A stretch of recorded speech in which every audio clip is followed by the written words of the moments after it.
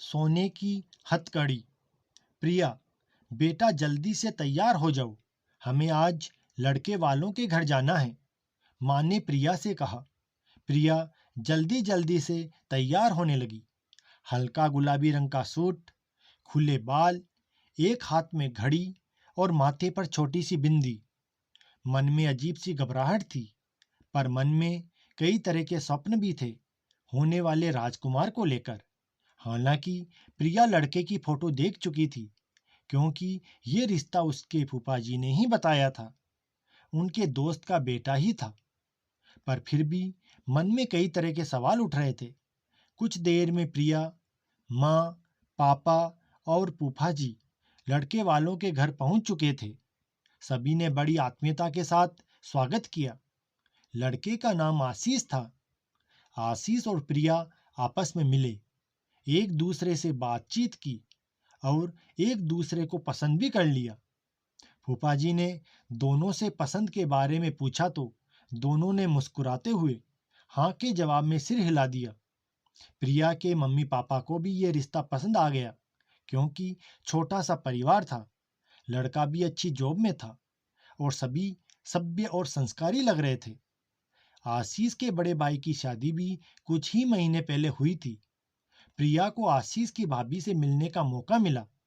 बहुत ही अच्छी थी वो, लेकिन उनकी आंखें कुछ कहना चाह रही थी। लग रहा था मानो किसी दर्द को छुपाए बैठी हो। दोनों ने एक दूसरे से बातें की। फूफा जी ने रिश्ता पक्का करने की घोषणा की और बाजार से मिठाई लाकर सबको खिलाई। और उसी दिन रोके की रस्म कर दी गई, जिसमें आशीष की मम्मी ने प्रिया को सोने के कंगन पहना दिए और एक तरह से बहू होने का दर्जा दे दिया। सभी वापस अपने घर लौट आए। प्रिया के मम्मी पापा आज बहुत खुश थे, क्योंकि 4 बेटियों में प्रिया सबसे बड़ी बेटी थी और काफी रिश्ते देखने के बाद आज उनको बेटी के लायक कोई लड़का पसंद आया था। कुछ दिनों बाद फूफा जी ने प्रिया को आशीष के नंबर दिए। दोनों में बातचीत होने लगी। घर में शादी की चर्चाएं होने लगी। 8 फरवरी को शादी की तारीख भी फिक्स हो गई थी।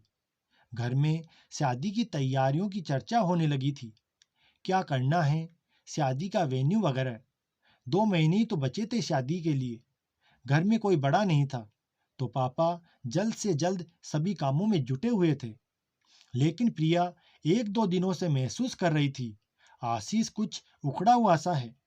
सीधे मुंह बात भी नहीं कर रहा था। प्रिया ने 1-2 बार पूछा, पर उसने ढंग से जवाब नहीं दिया। आज सुबह से प्रिया ने उसे कई बार कॉल किया, मगर उसने रिसीव नहीं किया। कई तरह के सवाल मन में घेरे हुए प्रिया उदास बैठी थी। तभी फोन पर एक मैसेज की बीप सुनाई देती है। प्रिया उसे पढ़ती है तो अचानक से उसके पैरों तले जमीन खिसक जाती है। प्रिया, अपने पापा से कहना कि मुझे कोई छोटी मोटी बाइक नहीं दे, मुझे बुलेट बाइक चाहिए और दहेज का सामान सारा इंपोर्टेड होना चाहिए। प्लास्टिक बॉडी सामान नहीं होना चाहिए। मेरी गोल्ड की चेन मोटी होनी चाहिए और बाकी केस की बात तो हो ही चुकी। प्रिया ने बार बार वो मैसेज पढ़ा। आंखों से आंसू झर रहे थे। कभी अपने पापा की परिस्थिति याद आती उसे, कभी अपने छोटे भाई बहनों का भविष्य और कभी अपने हाथों में पड़े कंगन नजर आते। आज ये कंगन उसे हथकड़ी समान लग रहे थे। कुछ समय तक प्रिया भूत की तरह जड़वत बैठी रही और अचानक से उसके चेहरे के भाव बदल गए। चेहरे पर मुस्कान लाते हुए प्रिया अपने मम्मी पापा के सामने गई और कंगन हाथ से निकालकर अपने पापा के हाथ में थमाकर सारी बात से उन्हें अवगत कराया।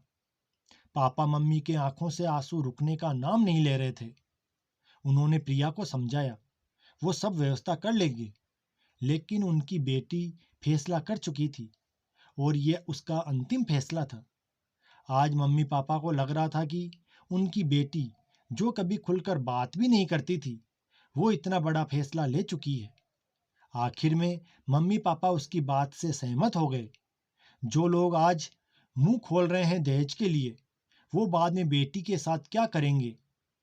फिर प्रिया के पापा ने फूफा जी को फोन करके सारी बात बताई और उन्हें बुलाकर वो कंगन वापस लौटा दिए। आशीष के परिवार से भी किसी ने कोई समझाइश नहीं की। फूफा जी ने भी अपने दोस्त से सारे रिश्ते खत्म कर दिए। वो भी आज दोस्त की असलियत जान चुके थे। आज प्रिया को आशीष की भाभी की आंखों में छिपा दर्द समझ आ चुका था, पर वो खुद को खुशकिस्मत समझ रही थी कि वो लालची भेड़ियों के चंगुल से बच गई थी। आज प्रिया के फैसले ने उसको और उसके परिवार को बचा लिया। आज वो आजाद हो चुकी थी सोने की हथकड़ियों से। आज उसने बचा लिया था अपने पिता का सम्मान, अपने भाई बहनों का भविष्य। एक छोटा सा कदम आपको कई मुश्किलों से बचा सकता है।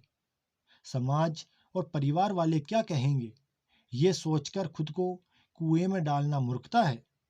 लोगों का क्या है, कुछ तो लोग कहेंगे, लोगों का काम है कहना। अगर आपको यह कहानी पसंद आई हो तो कृपया लाइक व शेयर जरूर करें। चैनल को सब्सक्राइब करना न भूलें।